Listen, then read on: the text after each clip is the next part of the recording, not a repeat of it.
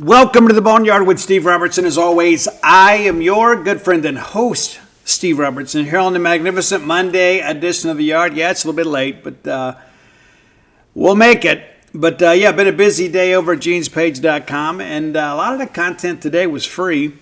And you can go by and check it out. I had a VIP feature with Skylar Meade, the head coach from Troy, kind of previewing the game tomorrow, but also too kind of talking about his connections to Chris Lemonis. He was at Louisville at 07, the same year that Chris Lemonis arrived, and they went to the College World Series. In fact, Skylar Meade was on the bump when Mississippi State was eliminated from the 2007 College World Series. It was good to catch up with him, so if you'd like to read what he had to say, you can read that if a VIP member over at Gene's Page. Also, too, this last few days, I've decided, we're going to be a little more in-depth with our baseball coverage. And nobody covers Mississippi State like we do. But, I'm always looking to add, And sometimes you kind of got to flex your muscles a little bit and, use some resources that other people don't have. So we did a preview of their Tuesday starter, Adam Felinsky. Adam Felinsky, a transfer from Eastern Michigan, sat out last year due to Tommy John and transferred to Troy. He's going to be your starter, and that's a free feature. You can go read that. And so we'll probably make those free until we get into SEC play. But it is something we've added to our coverage just to kind of give you guys, especially you baseball folks, right? Some of you are just like, Steve State's playing. That's enough for me. But there are a lot of baseball people out there that's like, hey, I'd like to have a little more in-depth coverage. So we're trying to provide that. So, of course, today, an exclusive interview 101 with Skylar Meade, the head coach of Troy, and then a scouting report based on actual analytics of Troy starter Adam Felinsky to kind of get you ready for the game tomorrow. So, we're working hard.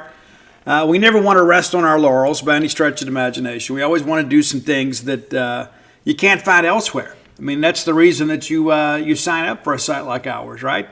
But a lot of free content today. And, of course, Mississippi State will start Jacob Pruitt, be his return to the bump since game one. And so it'll be interesting to see. And Chris Lemonis has told me, too, and we'll talk about this a little more with Coach Lim in the days ahead. We don't do a lot of advanced scouting for midweek opponents. So we're trying, this past weekend, we wanted to focus all of our resources on beating Missouri State. Then we went to work as soon as the game was over, kind of watching, what's going on with Troy. And then you get the benefit of the weekend analytics and the video from their series against Northwestern State. And then on Monday, you kind of work through it all and see what your best fit would be, but also, too, to kind of see who's healthy and who's good to go. And that's one of the reasons we wait to announce our Tuesday starter on Monday. It's not that we're trying to be cute. It's just on Sunday afternoon, fresh off the field, we haven't decided yet because we got to kind of sit down and talk about that as a staff after we do some advanced scouting. So I wanted to kind of make you guys apprised of that too, kind of understand how Mississippi State's kind of handling that and doing business. But cool top 10 list today, too. I'm a grunge guy. I love grunge, even though it only lasted about 15 minutes. And I had one of you that reached out and said, hey, Steve, I'm a kind of a grunge aficionado like you. I've got a request. And said, okay. So multiple messages about the Lane Staley list. And then we did the Sleaze Tree, which was Lane Staley's first band that ultimately became Alice in Chains. We kind of talked about the guys that were originally in Sleaze and what they did afterwards. We're going to do something similar today, but it's going to be about a band, and it'll be all the songs from that band. However, some very famous people were in this band and went on to kind of,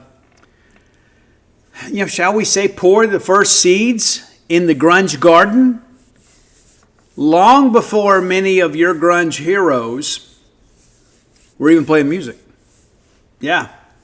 Before it became a corporate thing, right? And so we're going to go back to kind of the the infancy of the grunge movement, and we're going to talk about a band that was comprised of some very, very popular figures in the grunge scene that maybe this band hadn't had its just due. So we're going to kind of do a top 10 on them today. We'll talk a little basketball. Of course, the women won yesterday. We'll talk about that. We'll preview kind of what's coming up on the men's and the women's side. Very disappointing loss for the men over at Oklahoma. We're not going to spend a lot of time on that. We're going to talk more about Alabama, but we'll touch on it.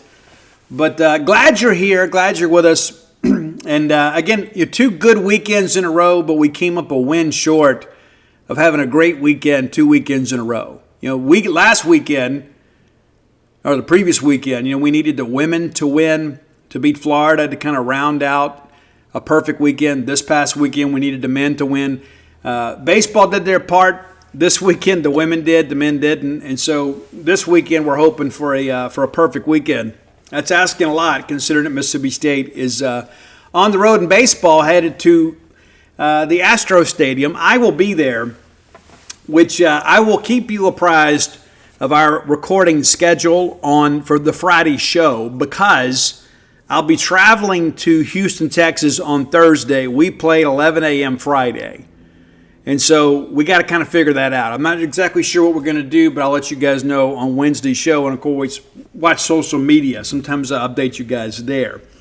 Let's thank our friends at Bulldog Burger Company, longtime sponsors of this show. I love Bulldog Burger Company, and I will have some Bulldog Burger Company before I leave the state of Mississippi on Thursday. Whether it's tomorrow or Wednesday, I'm not sure. But I've got to get some fuel in the tank before I make that big trip, right? It's a long way down to Houston, Texas. It is, and me and Ruby are ready to roll, but I got to make sure that she's ready to go. I got to make sure I'm ready to go, so we're going to get properly fed and nourished before we leave. You need to do the same. So whether you're traveling to town, if you're in town or on the way to town, Bulldog Burger Company can accommodate you. 3 great locations to serve you. University Drive here in Start Vegas, that's the flagship. Then you got Gloucester Street there in Tupelo, Lake Harbor Drive in the Ridge and Flowwood area.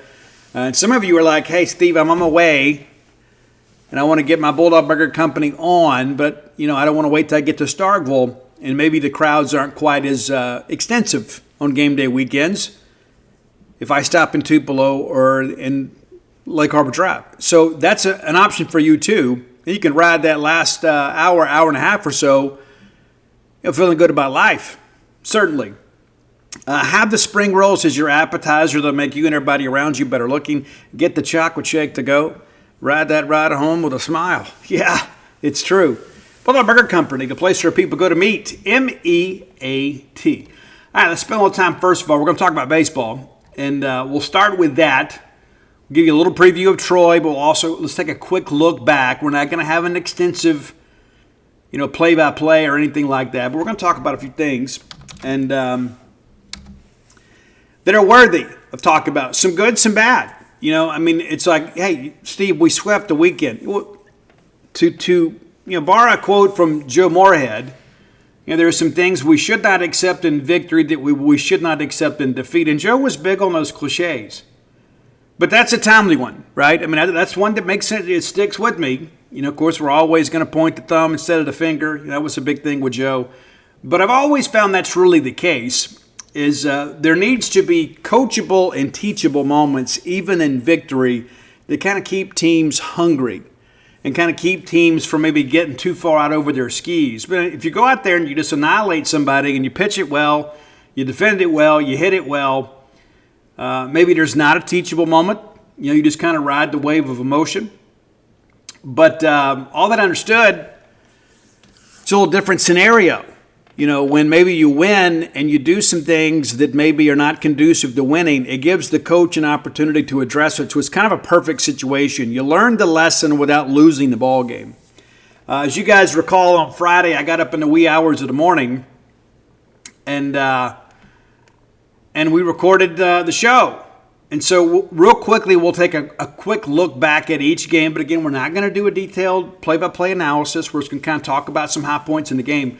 The Friday game, we win that game 3-1. And it's interesting. Yes, it was cold.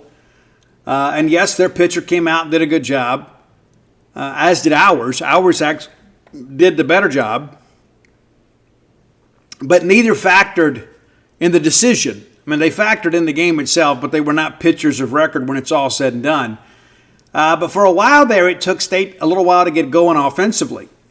And you look back at that third inning, and they take a lead. And this is a Missouri State team, and I really believe that we are going to look back in May, and we're going to say, you know what, look how big that series was. I think in some respects it'll be kind of like Evansville. I'm not saying that Missouri State makes a super, but you forget Evansville came in here, the Purple Aces came in, and people were like, Steve, I mean, come on, we're playing this team. It's just terrible, It's like a bunch of walk-ons. And they were one win away from going to Omaha, went to Game 3 in a super with Tennessee, who won the national championship. Now, I don't know that I would say Missouri State is going to go that far, but this time last year, would we have said that about Evansville? Missouri State has a really good offense, and those of you that know baseball, you watched us this past weekend. We had to be really careful with some guys. The pitching plan was near perfect, and we executed it really well for the most part. We had some trouble in the ninth inning a couple times, but you get back to this third inning here, and they open up with a double down the left field line. They sacrifice him over to third, so that gives you, an opportunity to get the top of the order up, and you've got two chances to get him in. Well, they didn't wait around. Bogenpole singles to left field on the very first pitch, drives a run, and it's 1-0. And that's how it remained for a while. I mean, it truly did. I mean, it's like we get up there in the third, we have an opportunity in the third, we get a man on with less than 2 outs, and we can't get him around. We do get a 2-out single from Lucas Buckner, who is fastly becoming a fan favorite. So you had runners at first and second, and then Highfield lays down a bunt. And Lamona said in postgame that we didn't call the play. Ross thought we did, but we didn't call the play. And so you look up here, and it is a 1-0 ball game in the seventh. And right now, all of us are getting a little bit nervous. Of course, I had several people message me after the game. Oh, I knew we would come back. I knew we'd come back. I wasn't so sure. I hoped we would come back. But the decisive eighth, right? Great teams win late. And there's sometimes you win when you don't play your best. But we get into the bottom of the eighth in a 1-0 ball game, and then what do? They bring in Max Knight, the left-hander, which is a great situation for Aaron Downs because he struggles at times with that right-handed breaking ball. But they bring in Knight, and he plunks Downs. And then we still second. We're in the middle of trying to bunt him along there, and we're having some trouble getting the bunt down, Dylan Cup, and we just steal it. And, guys, here's the thing, too, for those of you that don't follow the game as closely as maybe others. Stealing second sometimes is a very good probability in bunt situations. And I'll tell you why that is. Number one, there's a lot to think about, right? Everybody works on bunt defenses all year long. You do. But when you get out there, you start thinking a little bit. You start thinking, well, okay, on this play, on my bunt defense, I got to cover this bag. And what if the ball comes to me? So there's a lot in the players' heads. So you're already thinking about, where do I shift? What if he pulls back? There's just so many things to think about, because one of the things you want to do in athletics, especially in baseball, is put the defender in a decision-making process. You're not just sitting back there playing big infield, just kind of, fielding grounders and throwing across the diamond. There's a lot to this. And so everybody is kind of hyper-vigilant in that moment, and everybody's focused on the hitter, because once the bunt's down, then everybody goes in motion. And if you get some guys creeping a little bit, you can steal. And I've always loved the bunt and run, but also, too, I like kind of showing bunt and not actually bunting, because you kind of hold the catcher back for about half a second. And it gives your runner an even better chance. So we stealed it clean. It wasn't even close.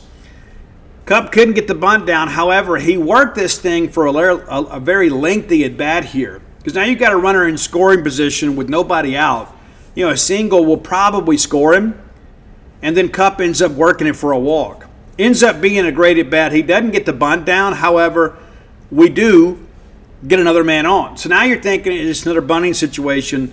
Lucas Buckner, top of the order up. Freshman, tough spot for him. You're trailing by 1. Tyne runs at second. Go ahead runs at first.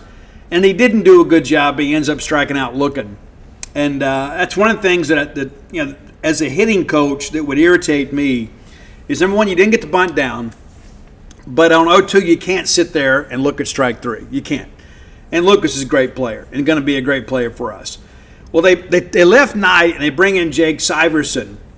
And we put in O'Brien for Cup, and people are like, why would we do that? Well, number one, Michael O'Brien is, if not the fastest, one of the fastest players on our team. As you guys know, Cup had knee surgery late last year. And, he's full go. But in cold weather, I don't know that I want to have him trying to score from first on a ball in the gap when O'Brien's available to me. So we put O'Brien in.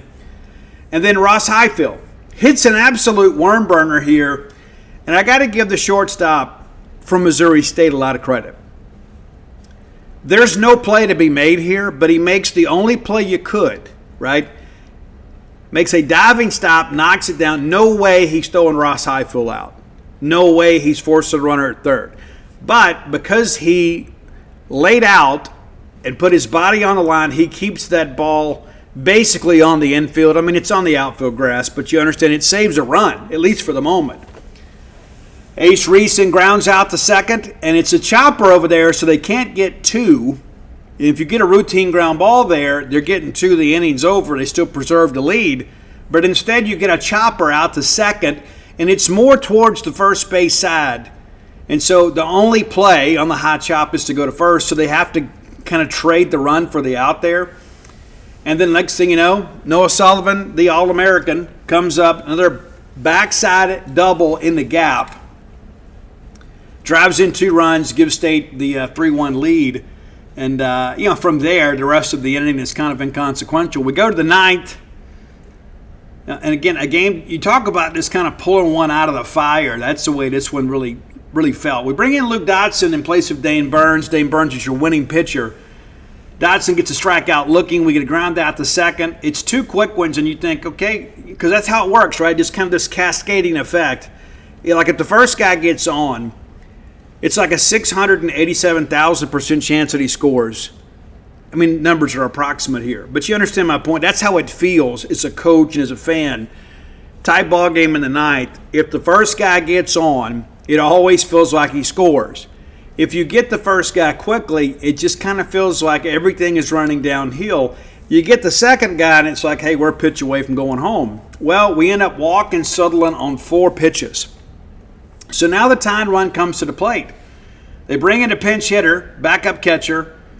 We go out there and have the mound visit. That's not necessarily just to settle Dotson down. That's to kind of go over the scouting report again. And what do? Now we walk him on a full count. We get behind in the count, 3-1, ended up having to walk him. So now the tying runs are on base. We take another mound visit, and then Tyler Epstein flies out to left, and that's your ball game. And so you win that game 3-1. And again, sometimes you win when you don't play well. And that's kind of how this one felt. It truly did. But we're glad to get out of the gate. And if you told me that Pico was going to go out there and have the day that he did 11 Ks, no walks, I take that every time. And again, he gets a no decision, but we don't win that game without Pico absolutely dealing. And I thought the punch out in the 7th was huge to open the 7th. All right, so we get into game 2 here. And at this point, of course, State's just trying to get some things going. We're able to, Noah Sullivan drives in a run early. Drives in Ross Highfield, makes it 1-0. They come back and tie it in the 3rd. And the decisive inning for us, where we really kind of put them in the rearview mirror for the most part, was the 5th inning. And you need those big innings where you can put up a crooked number and kind of feel good for yourself. And, what's interesting is in the top half of this inning, we kind of put ourselves in a negative situation here with 2 outs. You give a 2-out walk to Stewart, and listen, 2-out walks are of the devil, but that's their biggest power hitter, so you kind of can live with that. And then Dylan Robertson singles, his only hit of the weekend, if memory serves me correct. Now you got runners at first and second with Bergman up the catcher, but we get him to fly out to center, no harm done. Then we come right back in and we pinch hit Reed Stallman for Joe Powell. And what does he do? He takes an 0-2 pitch and he lines it over the wall and left. And he absolutely roped it. Cub comes back with a double to left center. And then they walk Hunter Hines, and then Sullivan walks, and bases are loaded. And this is the opportunity right here, right? We've had so many chances, and we talk about this a lot. LOBs, right? I mean, LOBs will kill you. They will pepper you to death. And then Ace Reese, who has struggled, hits a long fly ball to center field, and it gets over his head. I mean, the wind has kind of carried it over. The guy did not look sure of himself even with the first step, but it carries over his head, and it's a bases-clearing triple. That puts 3 runs on the board. Then they walk Chance. Chance still second. O'Brien walks, bases loaded again. Stallman comes up for the second time in the inning, but flies out the center. Hit it pretty well. But you bat around in the inning, and you put 3 up there, or put 4 runs on the board. And now it just kind of feels like, okay, let's just find a way to get this thing over. That's how it felt. They get 1 in the 7th, and then Mississippi State did what good teams do, is you answer, right? And we didn't just match them for the 1 run. We got 3. It starts out with a grand rule double from Bryce. Fries in hit by the pitch. Cup walks, bases loaded again, and so you think, okay, we got to get something out of this. Buckner with an infield single. And run scores. They challenge the call, it stands. They change pitchers again. And Highfield reaches on a fielding error by the shortstop. We talked about how good he played Highfield the other game. He comes up here, can't make the play, and run scores. And so, or 2-run score, pardon me. Cup and Fry both score on the play. So really now it's just like you feel like the game is in hand. It's just a matter of how this thing is going to end up. State tacks on 1 in the 8th. Missouri State in the 9th. And I talked about this. It got so dicey each game in the 9th inning. And that's something we've got to clean up. It starts out, Mekhi Grant comes in, gives up a double to right. Then we walk the next guy. There's a mound visit. We walk the next guy. Bases are loaded. And you start thinking, man, 1 in the gap, this thing could get awfully interesting. They ground out to second. The run scores, and then Mekhi comes right back, gets Dylan Robertson the ground out, and then gets Zara strikeout looking. And there it is. But again, it's just one of those things, a little bit dicey there in the 9th. And if you're like me, I want to be able to enjoy the 9th inning with no drama. And there's enough of that going on in SEC play with us not having to worry about it in non-conference play. And again, give Missouri State some credit. They're going to do really well in their league. But, we needed to sweep. We talked about that on Monday's show. We needed a 3-1 week at a minimum. We wanted a 4-0 week. But we said we got to be 3-1. Now, I would have preferred to beat Southern Miss and then take 2 from Missouri State because I think Southern's going to be more of an RPI climber, an opportunity for us. But we got 3-1, which, again, was a minimum standard. But we come out in Game 3, and we had done some advanced scouting of Tyler Charlton, and he was a soft tossing lefty that was very reliant on the change. And there's a lot of guys out there. I mean, you find a pitch you fall in love with because you get some swing and miss on it. And so Garrick Fry, starting for the first time in his Bulldog career, gets a first pitch fastball, and he absolutely murders this ball to left. I mean, the left fielder out there just kind of turned and watched it fly. Well, Missouri State answers in the 2nd. And again, this is just one of those situations here where we kind of put ourselves in a dramatic situation. We walk Dylan Robertson, again, that only had 1 hit on the weekend. We get behind in the count. Next thing you know, we walk him. And then we hit Sutherland on an 0-1 count. So immediately we put ourselves in a jam. Parker goes out to visit. They laid a sack bunt down, move both runners around. You figure, okay, they're going to score something here. Right?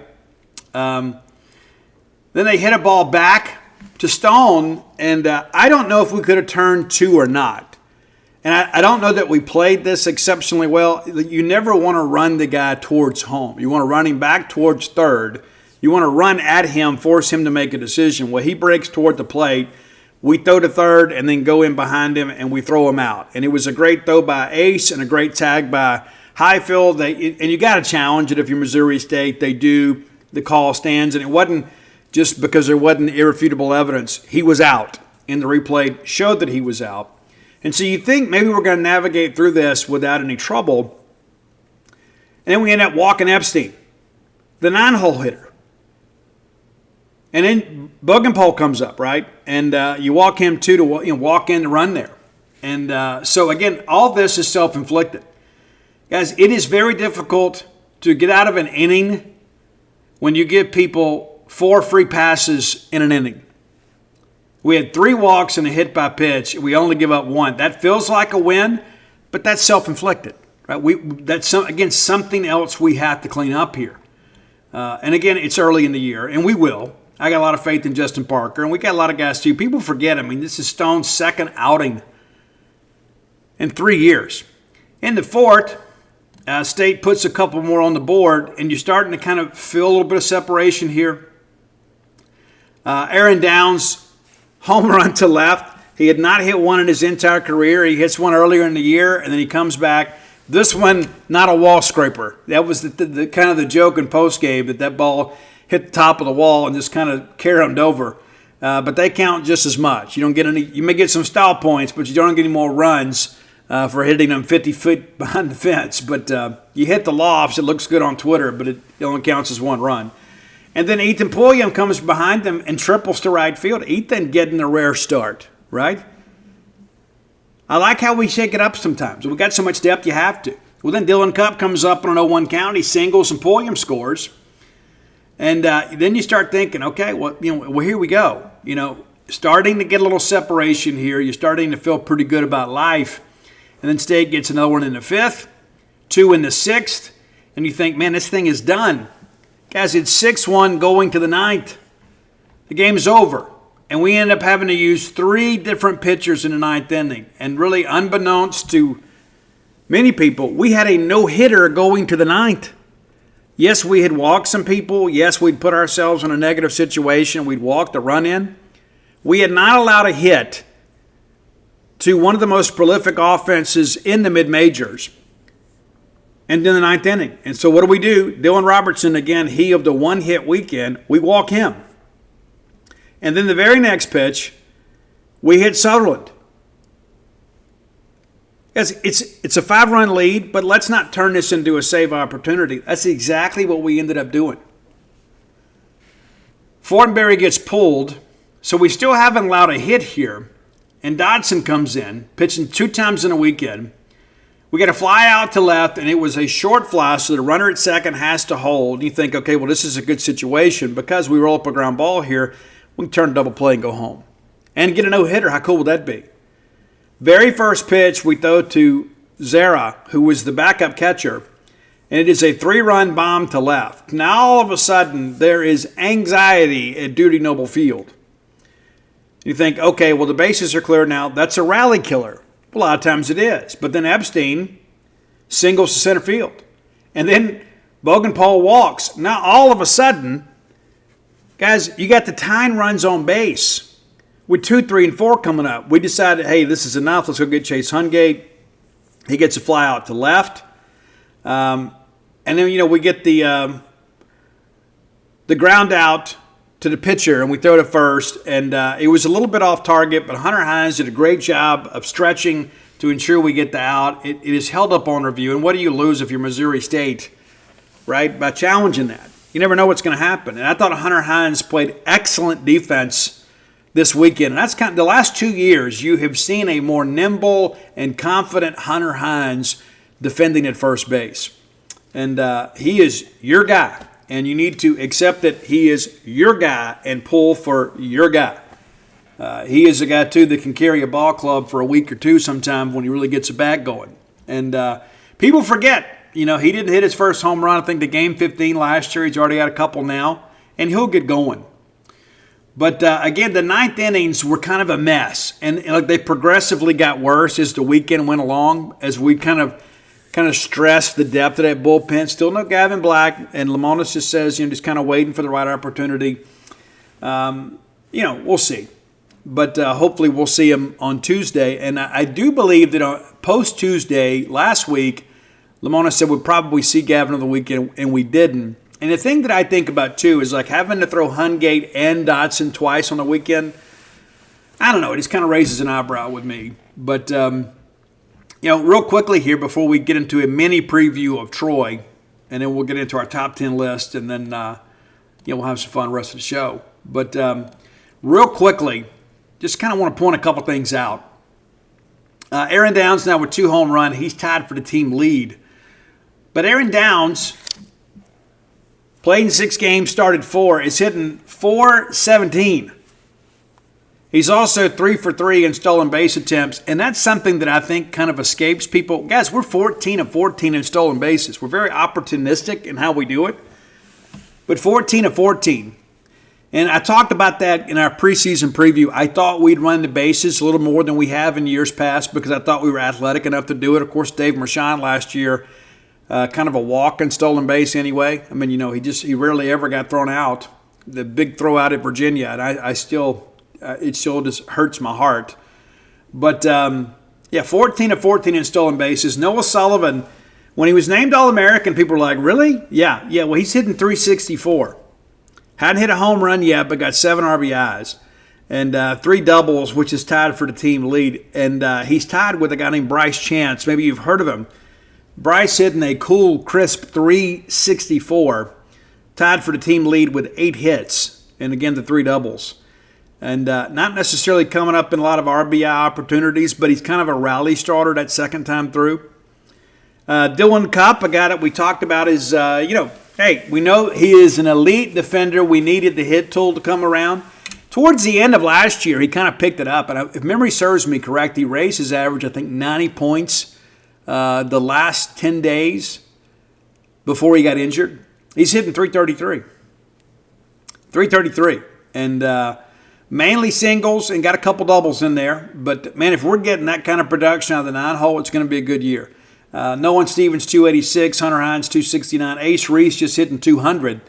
And Ace kind of got going over the weekend, had some big hits, showed a little clutch, but we need a little more consistency from him. Ross Highfield hitting a .192, and Ross will get going.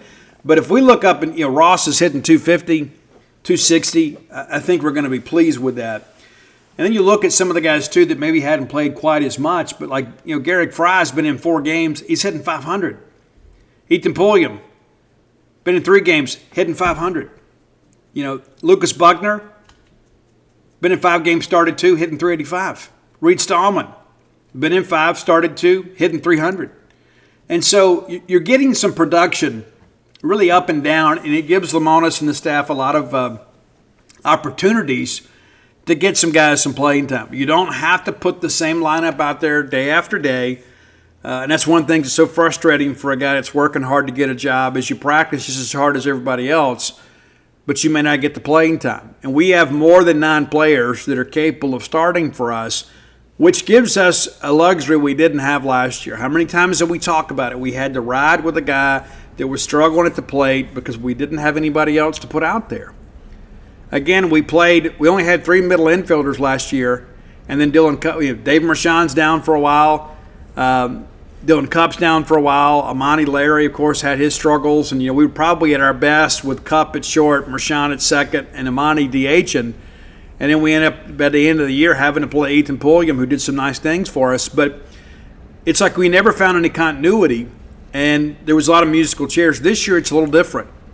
It's not a situation where we're having to kind of piece this thing together. It's now we're kind of moving our pieces into place, kind of like a chess game. Right? Just like starting Garrick Fry yesterday. And he rewards the head coach with a solo home run. Like, hey, coach, I think I need to play a little bit more.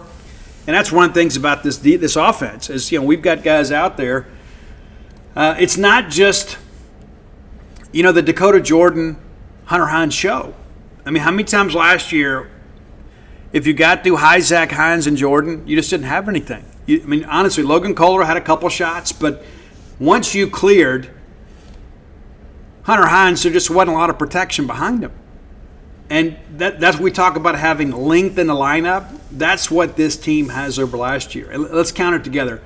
1, 2, 3, 4, 5, 6. 6 players have now homered. We have 10 for the year. And we've played in some really cold weather when the ball hadn't traveled quite as well. But running the bases better and showing a little more power. And I think that's an important aspect of every bit of this, is the fact that we are playing a little more offensive. Can we play better? You better believe it. And have we had some bad at-bats at times? Yes. Pitching's always ahead of hitting this time of year.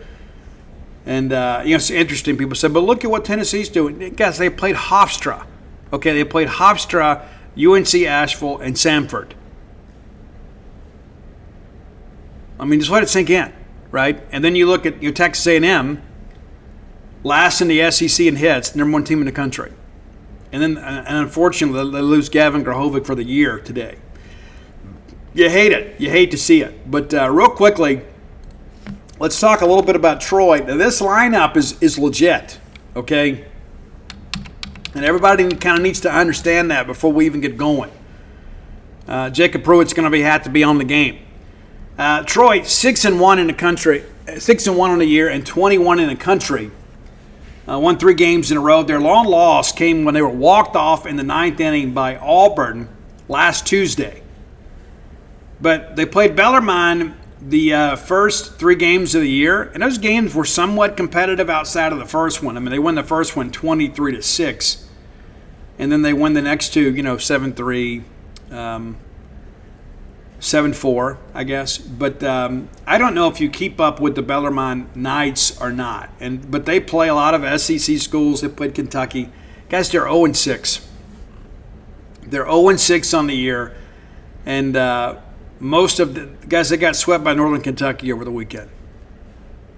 Yeah, it's tough. They played in Oxford, Alabama, too. How about that? Neutral site series for them. They'll play Dayton this weekend. They'll play Dayton on Wednesday. They got swept by Florida over the weekend, and 2 of those were mercy rule games, if memory serves me correct. But so you can't tell anything from Troy about the Bellarmine series, but they will be jacked and ready to come in here. I mean, they gave Auburn all they wanted. And that's one thing Jason Caldwell and I talked about last week, is, this means everything to Troy. And, talking to Coach Meade, he talked about that. This is a chance for more eyes to be on you, to see that you're great and that you're great players too. And so they understand not only is this an RPI climbing opportunity for them, it's a chance for them to hit Major League Baseball prospect pitching and show that they are capable too. And Troy's done some good things, no doubt about it. They sweep Northwestern State over the weekend and score a lot of runs, 7-1, 14-12, 14-4. But it's a different deal every week. I mean, it is. And I think Coach Meade's doing a great job there. They went to a regional back in 23. Didn't make it last year. Got eliminated in the conference tournament. Wasn't a great year, but they're an interesting team, and they've got some dudes that can really swing it. And I thought Meade made a great point too. Their guys don't leave. You look at Samford, how Samford had kind of become the breeding ground for SEC teams. They go to Samford, prove their worth, and then they move on. And not the case at Troy. And Sean Darnell is a great example of that. Hitting .542. Yeah, that's legit. 13 of 24. I got 3 jacks, 12 ribbies. And a guy that doesn't strike out much. Just 2 punchies in 24 at-bats. So he's going to put the ball in play. Blake Cavell is a guy that transferred in from Western Kentucky, hitting .500. And that's in 26 ABs. I didn't like he's just got a dozen. Stephen Meyer is a guy that's done some good things for him too, hitting .407. But as a team, you go back and look at this. They're hitting .362 as a team. Now, granted, quality competition hadn't been great, but the baseball is the baseball. It's just going to be coming a little bit faster tomorrow. Defense has been a bit of an issue for them and really hurt them in the Auburn game. They should have been out of the first inning without giving up a run. Shortstop makes a couple of errors, and then they give up a jack, and it's a 4-run first. And they had to kind of scramble back there. But, real quickly, kind of looking back at the Auburn box score, and granted, Auburn wasn't throwing weekend pitching, and you could say we're not either, but, we're throwing a guy that we expect to help us on the weekends. And so it's not like we're just, wandering out there with a freshman.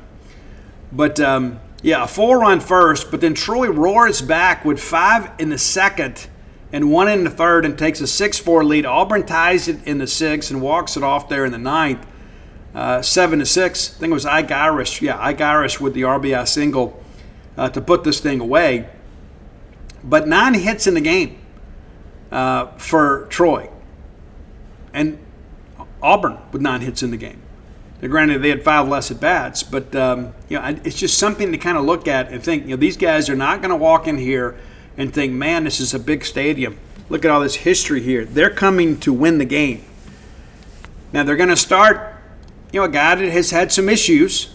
He's a big, strapping guy that throws the ball pretty hard. I understand that then he's had the opportunity to work some bullpen stuff coming back from Tommy John. He's hit 97, but it's been an interesting couple of games. Small sample size for sure.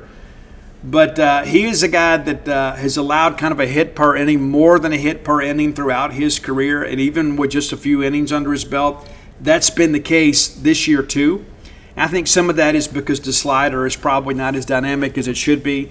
The spin rate on that's about 2,100, and so we're going to see a lot better than that. So it's pretty average in that respect. But, kind of looking at kind of what he's done, individually here.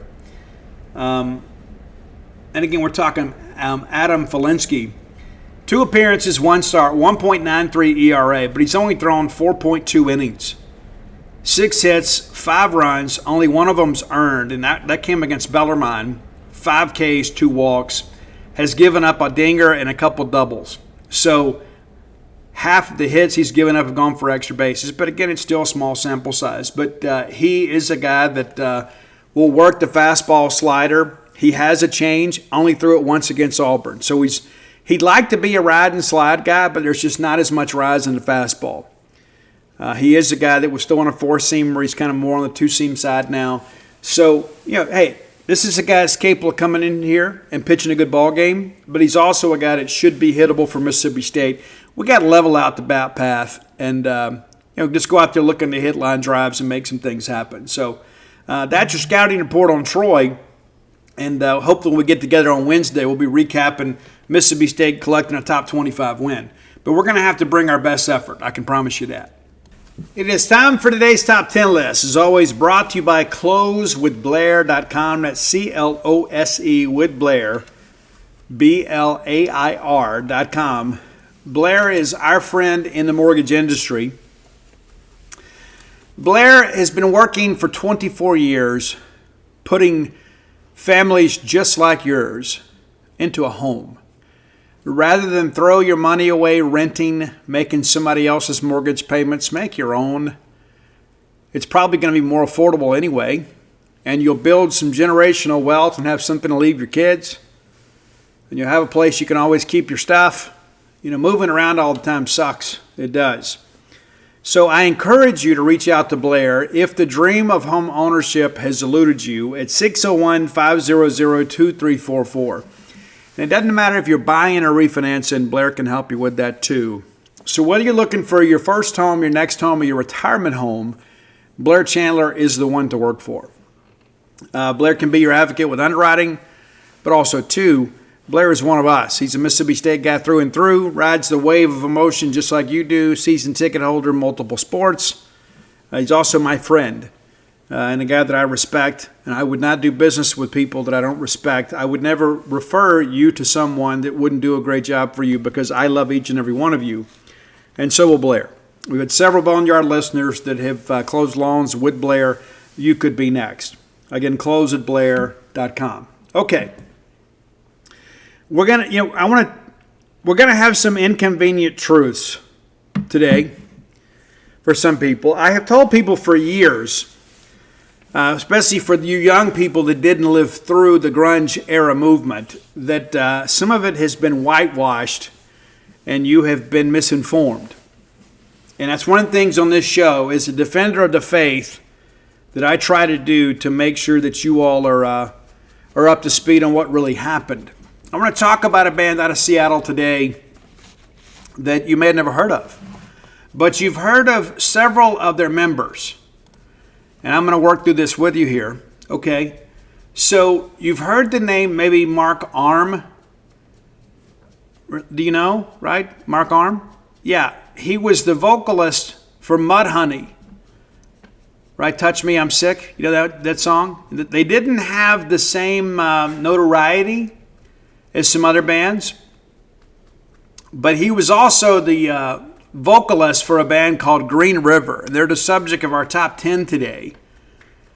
Green River was one of the first grunge bands, along with Malfunction, which was Andrew Wood from Columbus, Mississippi. How about that? Little did you know, the Golden Triangle, also the cradle of grunge. But Soundgarden, Skinyard, and the U-Men. And you'll say, well, Steve, I don't know all those bands. Well, there's a reason for that. Right? There's a reason for that. Because these bands are the ones that were the pioneers. You know, Soundgarden and Malfunction eventually became Pearl Jam by way of Mother Love Bone. Right? So Andrew Wood, the frontman of Malfunction, after Green River broke up, Stone Gossard and Jeff Ament joined up with Andrew Wood and put a band together called Mother Love Bone. They released a great album called Apple, and unfortunately, Andrew died just days before it was released, so they delayed the release. And for those people that love grunge, that's one of those albums that they point to. It's kind of the infancy of grunge. But again, it predates that. It predates even Mother Love Bone. And so you know Stone and Jeff from Pearl Jam, and maybe you know them from Mother Love Bone, but do you know them from Green River? I don't know that you do. And I think when you listen to this list, there's going to be some things that sound eerily reminiscent, because they were the front runners of this, also with guitarist Steve Turner, who also joined Mudhoney, and then Alex Vincent, who was part of a couple different projects, maybe didn't have the same level of success that the other members did. Bruce Fairweather was also part of it as well. But a skateboarding partner of Jeff Ament was Bruce Fairweather. But Green River formed in 1984. 1984. Now, that's an important date for a lot of reasons. And I think it's important for us to kind of, let's kind of call it for what it is, right? So when they were formed, your friend Kurt Cobain was 16 years old. Yeah, 16 years old. And I think it's important that we note that because of the fact that we have such a revisionist history about grunge. And then you go back and you think about, Malfunction and kind of what happened with them. That's a band that was initially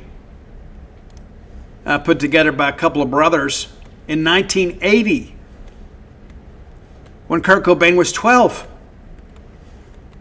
And of course, do we need to introduce the Melvins into this discussion as well?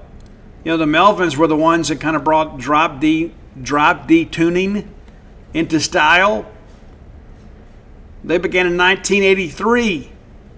And so I shared that just because of the fact I think it's important that we honor the actual founders of the movement, in addition to those that maybe had some tremendous commercial success. Because by the time that you got, the polished Pearl Jam, and they were very much a polished band, Jeff Ament and Stone Gossard had gone through a couple different bands that had already achieved record label notoriety. And it's interesting, too, that they came out on Sub Pop. A lot of people think, oh, Sub Pop. Yeah, well, Soundgarden's first album, too, Louder Than Love, also was, Ultra Mega OK, was also a Sub Pop creation. So these bands were already repping that label before Nirvana even was a thing. I think it's important to understand this is not an anti-Nirvana show. I'm just trying to kind of set the record straight here. So we'll go quickly on our top 10 list, and I think that you will dig these. If you like Nirvana, you should listen. If you like Pearl Jam, you should listen. And certainly if you like Mudhoney with Arms singing, you're going to like it too. But it has an irreverent sound, and in some other times it's a little more polished, shall we say. But number 10, we're going to go with This Town. This Town is your number 10 track. And that comes from the Dry as a Bone EP, which was delayed in production. And what's interesting, too, if you look at the cover of the Green River Dry as a Bone album, even the image is going to look eerily reminiscent of some other things that you have kind of come to know about grunge. Number 9 is a great track called Leech. Not Mike Leach, just Leech. And that's another one of those tracks, too, that I think the guitar part on this thing is pretty cool. And I think you're going to dig that aspect of it. And that comes from, checking my notes here. I think that's from the Demos album. It is. Yeah, that's from the Demos album. They released their 84 demos. And again, this is, you don't just wake up one day and go record a demo. You put a band together, and they were all high school friends. Okay, so number 8 on our list is New God. That's a great, great track. And again, that kind of goes back to the beginning. From the Demos album, too, is 33 Revolutions. One of the better tracks in our list today is number 6. It's a track called Ozzy, and it's more like Ozzy and Harriet. And you listen in the beginning, there's like a vocal intro to this from a TV show, kind of talking a little bit about being the rebellious kid and things like that. And then there's this great, great, great guitar riff, and I think you're going to really dig that one. Number 5, kind of a chill song, and the title kind of leads you in that line of thinking. It's Unwind. Number 4, a song that has kind of become a fan favorite. They've done some Green River reunions over the years, and this is one that always gets played. It's Swallow My Pride. That's your number 4 track today. Number 3, this is one that was actually on a couple of EPs. They re-recorded it and kind of remastered it for Dry as a Bone. But it's One More Stitch. I think you'll dig that one. Number 2, Come On Down. And that was really kind of like, that's the song that a lot of people identify with when they think about Green River. It's that song, Come On Down. That's the one. That and Swallow My Pride are kind of like the fan favorites. But number 1 for me, the title track off their full-length debut album. They had a couple of EPs, and they finally got a proper record deal. And the title track is called Rehab Doll, and it's about kind of falling in love with a girl in drug rehab, which I've done. So that's your top 10 list. And again, if you're fans of the genre, I think you owe it to yourself to go back and listen to this, because maybe you haven't. Because for years and years and years, as we began to hear about Pearl Jam's ascension, a lot of people were like, oh yeah, well, this is a band that kind of came together with Green River, Mother Love Bone, and maybe you didn't know the catalog, but you knew the name. Well, now you can go back and listen to that. And again, it's so crazy listening to some of this stuff. It almost gives me chills, and I'm like, hey, this sounds just like this song. And there were a lot of people that obviously were influenced by Green River and maybe even ripped them off. And I think when you hear some of the chord structure and some of the things that they were doing, you can see that they were, again, kind of the forerunners of the faith in many respects. And so I thought, we had a suggestion after the Lane thing. I had multiple people said, Steve, I love it when you talk about grunge. And I'll tell you, I absolutely loved it. I loved grunge. And I loved 80s. But I tell you this, it got so bloated in the late 80s. There was so much cookie cutter sound. We needed something fresh. And I think in some respects, grunge kind of cleansed the rock scene in some respects, but it also kind of convoluted some things. And there are a lot of bands that get credit for some things that maybe they don't deserve. And what I mean by that is, by the time that there was a, quote, Seattle scene, kind of the forerunners were already out nationally. Soundgarden and Alice in Chains were already touring the world. And then everybody went to Seattle like it was the next big Hollywood, and the bands they wanted to see were already gone. They had already made it. And so everybody's like, oh, Seattle's this new melting pot. And I think, really outside of Jimi Hendrix and Hart and Queensryche. There had not been a lot of success in Seattle. But I shared recently an interview with Chris Cornell when he talked about, kind of how that worked. When everybody was headed into Seattle, it's like, hey, we want to put on a flannel shirt, go up there and be a part of this thing in Washington, that the bands that had established the scene were already a known commodity. And as a result, the record companies went in and are like, hey, we need the next big thing. Everybody's buying Seattle. Everybody's buying whatever Seattle's putting out. And so it really became corporate rock. And people don't want to admit that because people are like, oh, well, these guys were so rebellious, they did it their way. No, they did not. These guys were starving artists. They wanted to eat. It's like, hey, we want to go do what Soundgarden, Alice in Chains are doing. Where do we sign? You just tell us what to do, right?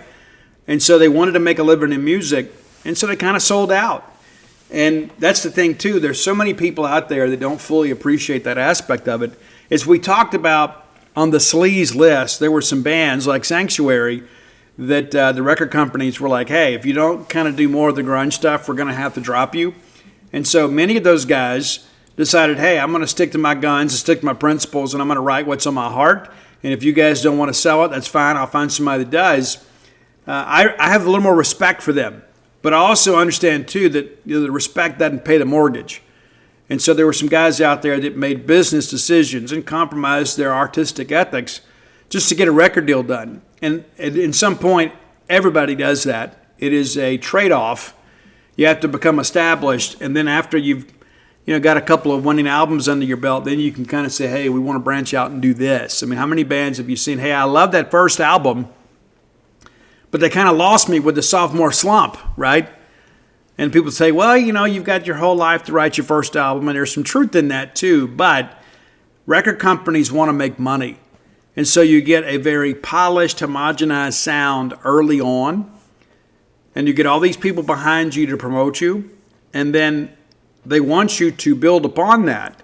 And so, you go back and look at Rat, right? There's a reason that Beau Hill kept producing all those great Rat albums. And then as soon as Beau Hill was out of the picture, what happened to Rat, right? And so basically they had this cookie cutter formula. And listen, I love the Infestation and the self-titled Rat albums too. But Beau Hill was kind of the master and the Wizard of Oz behind that, behind the curtain in the whole Rat machine. He was all part of Out of the Cellar and Invasion of Privacy and Dance Undercover, which was huge. And then they wanted to go in a different direction, and the record company's like, oh, no. If you're going to record this next album, Beau Hill's got to be involved. And so that's the business of all this stuff. The record company has so much say in it. No matter how much money you've made them, they're going to say, hey, we're going to stick to the formula, and we're going to keep putting out hit albums because kids are going to love it. And it's not just because you guys wrote it. It's because of the machine that's behind you that makes this thing happen. And that's the thing when I think about these bands like Mudhoney and the Melvins and Green River is they kind of did it their way. They didn't really sell out, and that's one of the reasons that you don't know them. It's not they didn't have the talent. They just didn't have, the corporate backing that some other bands did that were willing to kind of sign on a dotted line and say, hey, we'll do whatever you want us to do. So there you go, a little bit of a history lesson. And I cannot remember who hit me up. I didn't have time to write it down now because we're so late. But I had somebody hit me up and just said, hey, could we do a little more grunge stuff? And so here we are doing a little more grunge stuff. Another lesson about grunge that I think is an important one just because of the fact that you've got some names in there that are very, very important to that scene. All right. Next segment of the show brought to you by Campus Bookmart, a Starkvillian institution that will outfit you with the best Mississippi State apparel and knickknacks and gift ideas that you can find. Miss Kathy Brown and all the employees there, they're true maroon. They have to work on game day. They don't always get to go to games like you and I do. They're up there servicing our great fan base and ensuring that you get the latest Mississippi State wares, right? And so stop by and see them and make their sacrifice mean something. Support a Starkville business. I always encourage that. You love Starkville. Let's keep Starkville great. And let's ensure that we're supporting Starkville businesses. As a guy that owns two of them, I can tell you how important that is to all of us. when you come to town, you come spend some money with all of us. But if you can't make it to town, you can visit them on the World Wide Web at campusbookmart.net. And by being a loyal Boneyard listener, we'll give you a phrase that pays, and that is BSR, which stands for Beautiful Steve Robertson. Gets you free shipping on all orders over $75. Any order less than $75, absolutely incomplete. And again, those diploma frames, I cannot push those things enough. I have gotten both of my daughters diploma frames from Campus Bookmart, and they have been thrilled with each of them. And it makes me feel like a better father knowing that I kind of played a hand in that. So I encourage you to kind of do the same thing, whether you're the parent or the favorite aunt or uncle or the favorite grandparent or you'd like to be. It's a great gift. It certainly is. All right, briefly, let's look back at this loss to Oklahoma. Like all of you, this felt like a gut punch, right? Bulldogs now 19-8 overall and 7-7, and we were thinking, maybe we got a chance to get to 10, and then you go lay an egg on the road at Oklahoma, and there were so many opportunities for us in this ball game to kind of exert our will. But give Oklahoma some credit. That second half, they absolutely annihilated us. We ended up losing by 6, but let's be fair about it. It wasn't great. We scratch and claw, and we have a 3-point lead. And how many times have we talked about it, right? How many times? We have been a second-half team because Chris Jans, the dentist, does such a great job going in, recognizing how teams are attacking us, kind of formulates a plan and makes them uncomfortable and takes away what they've had success with. Well, this time it didn't work. We give up 59 points in the second half. And we scored 50. Usually that's a winning combination. You score 87 points in an SEC game, you expect to win. We lose by 6. Hub with 19. Of course, down the stretch there, Josh is hitting some threes to kind of keep us in it. We just couldn't get stops.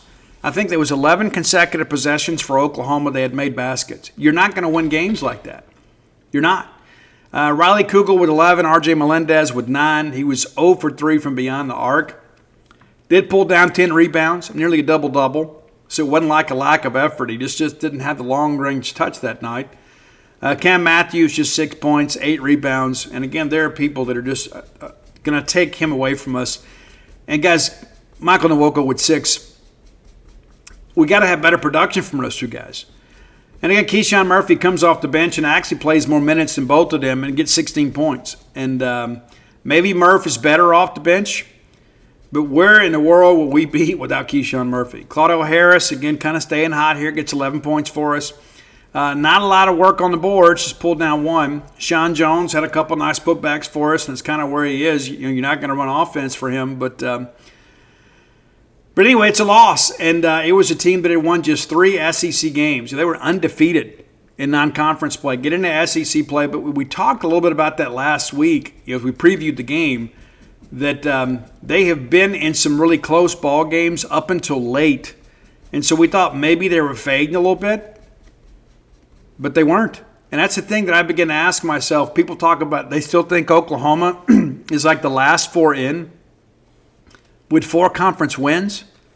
What does that say about our conference?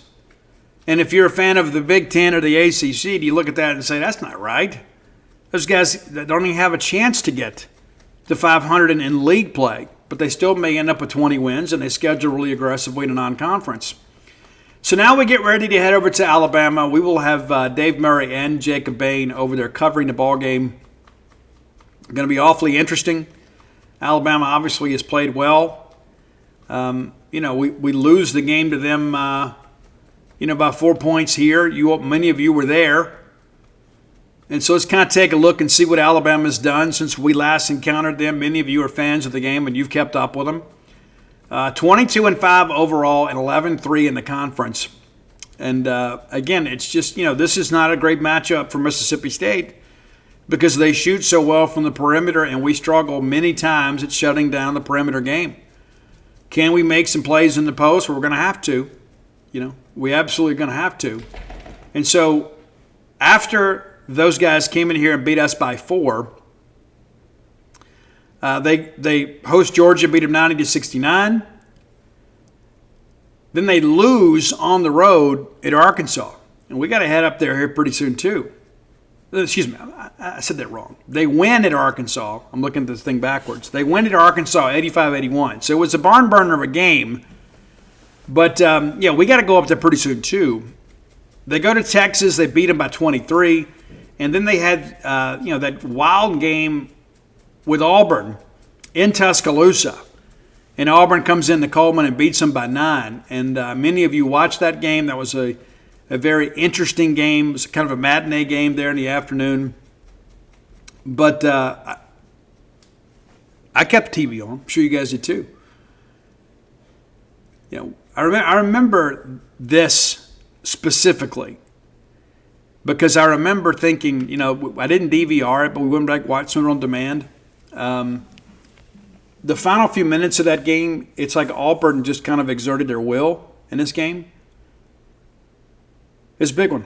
Then they go to Missouri, and they drop that game 110-98. And that's when you're like, well, Missouri's for real, Everybody plays well at home, but, you scored 98 points in an SEC game. You think, okay, we win, but you end up losing by a dozen. They beat Kentucky in Tuscaloosa by 13, and now here we are. And so you'd lost 2 games in a row. You rebound and do a good job against Kentucky. And so now here we are. We got to go over there. And it has been very difficult for us in Tuscaloosa. There have been times we've gone over there and played well and not come home with a dub. And you think, I'm proud of the effort.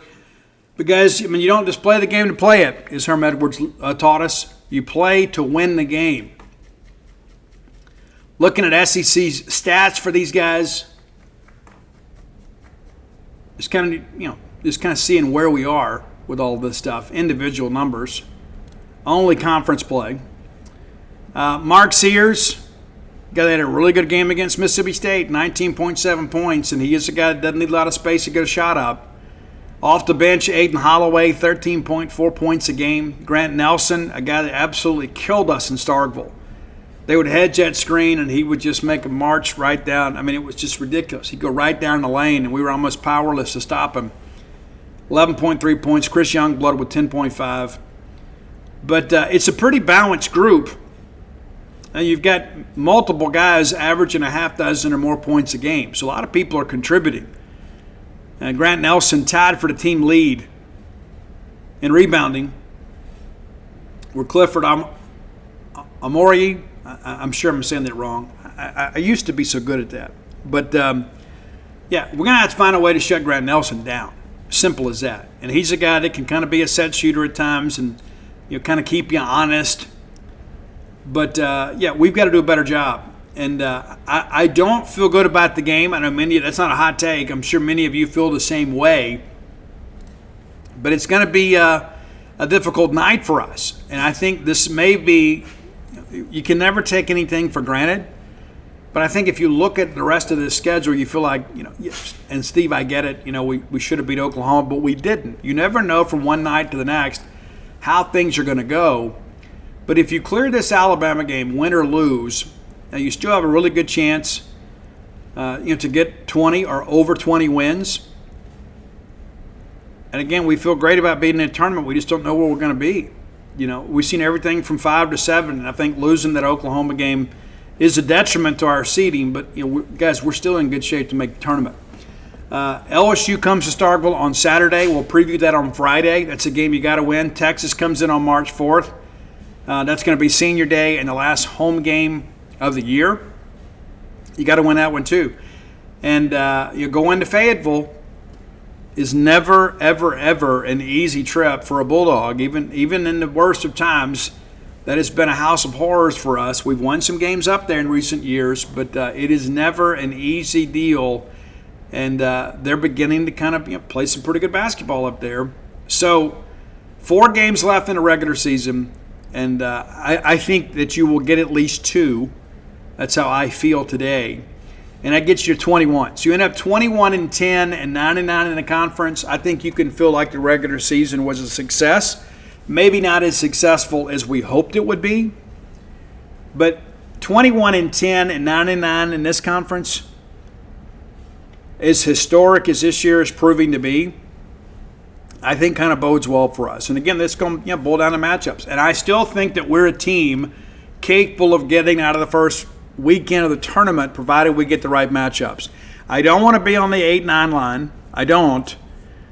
But if you end up somewhere 5, 6, or 7, I think you feel pretty good about your prospects of making the Sweet 16. Now, we're also a team that's capable of going out there and getting beat in the first round. That's we have shown the propensity to sometimes play down to our competition. But in this league, there's not a game that you look at and you just kind of take for granted and say, okay, well, that's a sure dub. We've learned that the hard way. But again, I think it just kind of speaks to the strength of this league that we're going to be battle-tested as a group and have an opportunity to do some pretty good things as a league once we get into the tournament. And again, South Carolina picked up the first conference win over the weekend. But starting to bottom, working your way up, South Carolina 1-13. There's LSU who comes in here. Georgia's 4-10. Oklahoma's 4-10. Texas 5-9. They come in here. Arkansas's 5-9. They win over the weekend. We got to go up there. Vanderbilt 6-8, and then Kentucky and State right there 7-7. Ole Miss a game ahead of us, and that's one of the things that hurts so much. They've lost 2 games in a row, so we've missed an opportunity to pull even with them in the standings. And the fact that we have the 2 wins, we would get the higher seed. And there's Texas A&M. Of course, if we beat them, rush the court. They're 9-5, and they were right there for the pick and 2.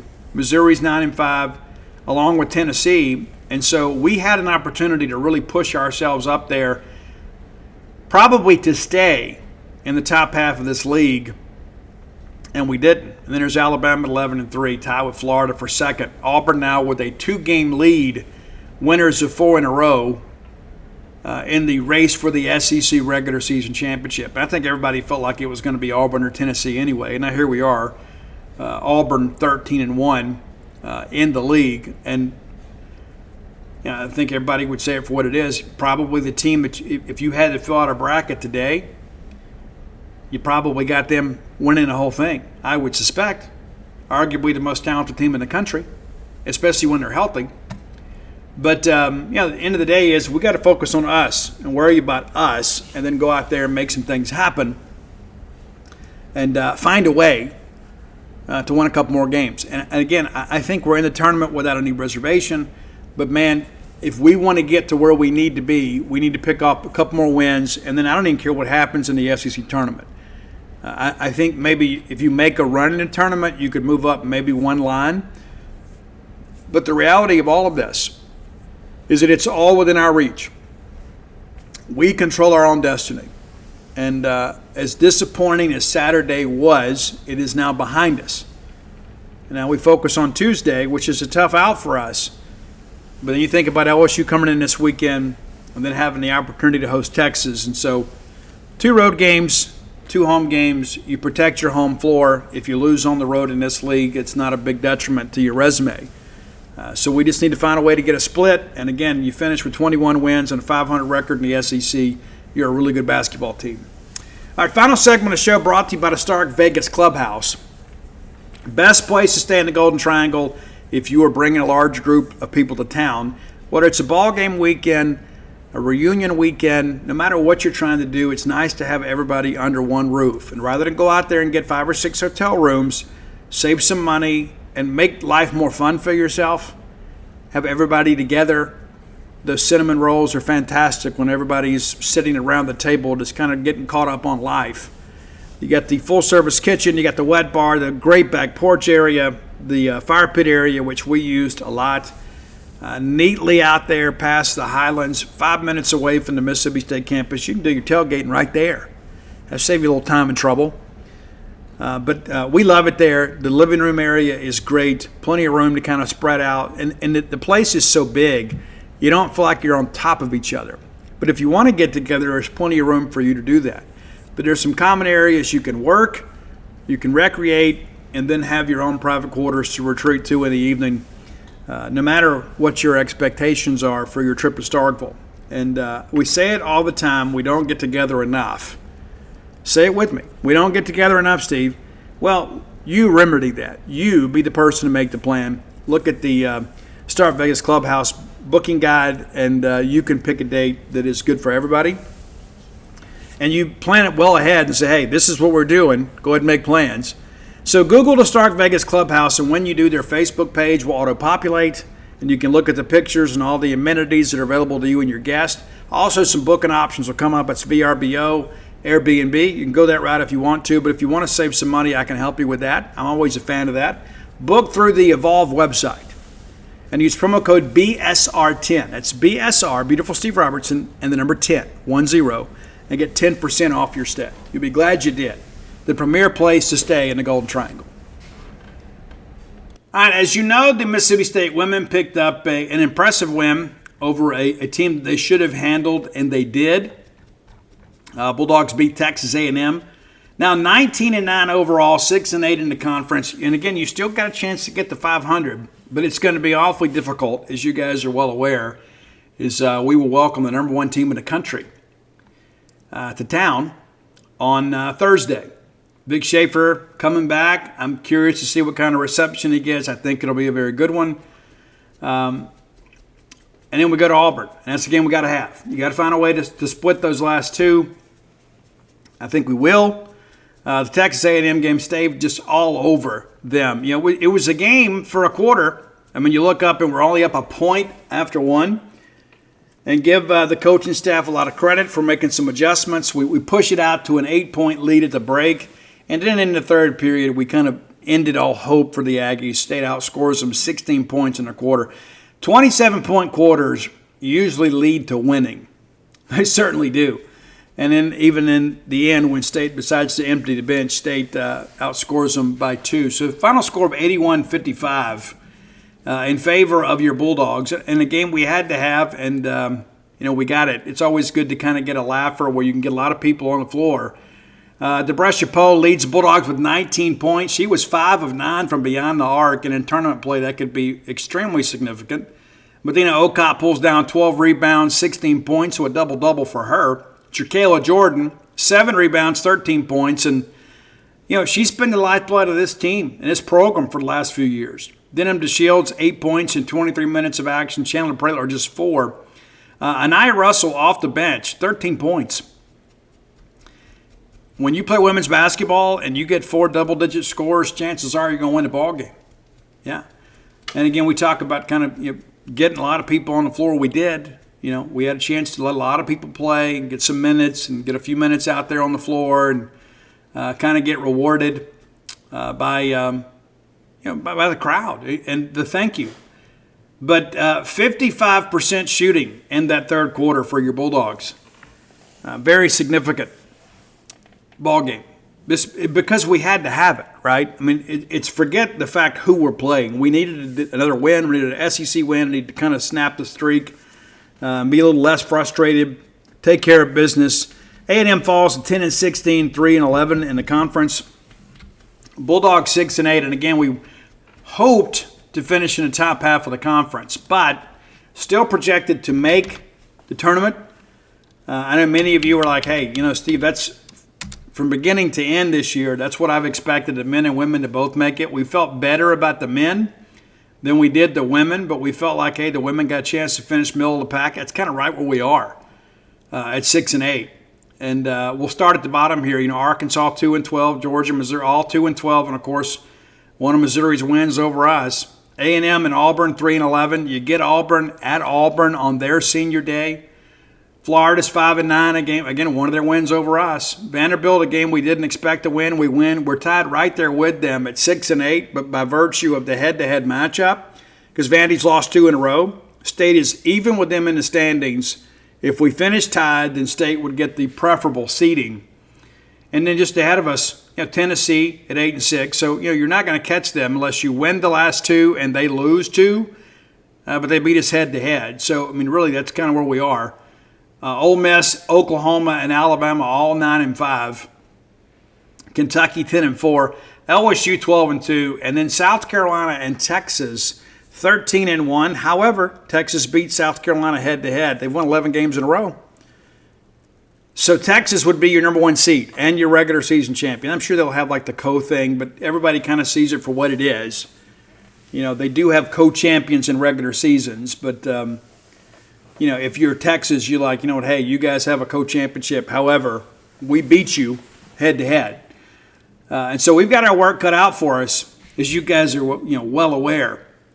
Vic Schaefer, you know how they're going to be. They're going to try to get out and transition. And, it's incredible to think, kind of who Vic Schaefer has become as a head coach since Scott Strickland hired him. We hired him, and everybody's like, I kind of like this guy. But, it's like, hey, I'm not really bought into women's basketball. And then Vic bought you in. He's like, hey, this is the deal, man. We're going to build a program, not build a team. And next thing you know, we're all buying women's basketball shirts. Texas 27-2 overall. And again, they've won 11 in a row, 13-1 in the conference, 14-0 at home, 9-2 on the road. So your slim chances of winning have come on the road. The two losses, one to number 10 Notre Dame by 10 way back in December. And then they lose at South Carolina on January 12th. So, yeah, I'm sure that, they split the two. And so they're like, well, maybe it makes sense. But again, they have rattled off several impressive wins since that tough night in Columbia, South Carolina. You get Auburn, you get number 8, Maryland, and they beat them to death, 89-51. That's a top 10 matchup. And you're winning that thing by 38 points. Says a lot about the strength of this conference, too. Barn burner of a game against Tennessee. They get that one, and they beat Ole Miss by 3 in Oxford. They get Missouri, go to A&M, win that one by 20, get Vanderbilt decisively, and again, that tight game against South Carolina. They go to Kentucky, which you guys know it's a difficult place to play, and it was when Vic was here too. They win it by 18, and then they get LSU by 7 down at Austin, and then they go to Georgia oh my goodness, that's tonight. They went to Georgia, and they win 57-26. And people have asked me, it's like, hey, Steve, if Vic gets a chance to, you think he blows us out? Here's the thing.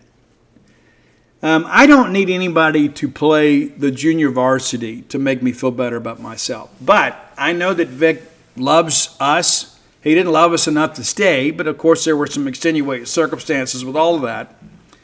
But no, I don't think that Vic will come in here and try to embarrass us, but Vic will come in here and try to win the game substantially. Vic's trying to win a national championship. But no, I don't think Vic's going to come in here and keep the starters in late in the ball game and try to beat us by 50. I don't think that's the case, and I don't know that they're capable of doing that.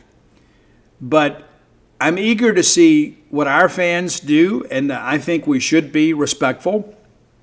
We've grown a lot since then. We've matured some since then. I don't see Vic as a traitor. Maybe back then I felt a little bit differently. I kind of understood, hey, I'm going home, going back to Texas. But I thought this was home. And so like a lot of you, I was hurt because we had done so many great things together. And Vic had made us buy into something that we just didn't know that we would love as much as we do. It's true. And how proud of you, how proud of this team were you? Victoria Vivian's, and you bring your kids because your girls were inspired by that team. Tierra McCowan became a household name, and so will we ever reach those heights again? I don't know. I don't expect to, but I never expected there to be there in the first place. There were so many times it felt like that, hey, we just weren't funding basketball and women's basketball, and so we just kind of put a team out there because we have to. And give Scott Strickland a lot of credit. He's like, hey, I want to win. And we did. And so I think Vic has some good memories here. I also know that Vic Schaefer is a gentleman. I know that there's some people around here that, familiarity breeds contempt, right? And winning people are also very demanding people of those around them. And some people don't like to get pushed. And Vic's a guy that's like, hey, this is what I want in order to win. And sometimes that happens, And so my hope is that our people will be hospitable, But also, too, I want you should treat Texas with the same level of disdain that you do any other SEC opponent. Right? I mean, Sam Purcell's our coach now, not Vic Schaefer. And our loyalty should be to him. Now, Vic can be your friend, but we're Mississippi State people. We're not Vic Schaefer people. Again, it doesn't mean we don't love him, but we did change allegiances because he did. You can still respect him, and you can still love him as a person. I do. But I also know this, that I would love nothing more than Sam Purcell and Mississippi State to beat Texas, regardless of who the coach is. Because my loyalty lies with Sam Purcell and those young ladies wearing maroon and white. And we did a top 10 list because there were so many people after Vic left that just simply couldn't let go. We had a top 10 list of songs for all of you that couldn't handle a breakup. But we've moved on, and we've got a good basketball team. And so, no, I don't think that we're going to be intimidated. I think that we're going to come out and play. I remember what was it last year? We go to Columbia, South Carolina, and we gave them all they wanted and then some, and they put us away late. So, I think this game means a lot to Sam Purcell, too, and he deserves to have his fan base behind him. He deserves to have the full voice and full strength of the Mississippi State fan base behind Sam Purcell and behind this Mississippi State team. I think it's very important. If you hadn't done so, go to dudeignoblebook.com. You can get signed copies of The Dude, and all my sports titles are there. Also, When the Bottom Falls, which is a memoir that I wrote about getting sober and staying sober all these years. And it's not just a book about recovery. It's just kind of a book about redemption. There's even some spirituality in the book. It's a little different. I have a lot of people that have read the book that say, Steve, that's your best work. And it's probably the most honest I've ever been in my life. Truthfully, very cathartic for me. My heart was in a very tender place at the time when I wrote that because, my wife was out in New Mexico, and it gave me a sense, too, of what my life may be like without her, and I didn't like it. In the beginning, you're like, well, I can watch what I want to watch on TV. I can eat what I want to eat. I can, get up when I want to go do something. Or if I want to go to a rock show every weekend, I can. And then after a while, you get all that out of your system, and you're like, wait a minute. This isn't the life that I wanted. And you get a little bit of a break, and you think, wait a minute. Got to realign my priorities. I don't need to be following Faster Pussycat around the South. Love those guys, but love her more. And so that's kind of was the impetus. I was on my way back from New Mexico when it kind of hit me. I need to write this book. A lot of people have responded very favorably to that. And we'll be making some announcements soon, kind of working through some things. I got to get my mind right, too. It's not just something that I'm willy-nilly about. When I get ready to write a book, I got to be all in. And right now I'm kind of enjoying the beginning of college baseball season. But we'll make some decisions very soon, and we'll have an announcement for you. And many of you are like thinking, Steve, I need you to get to work because I buy these books for Christmas every year. And I know.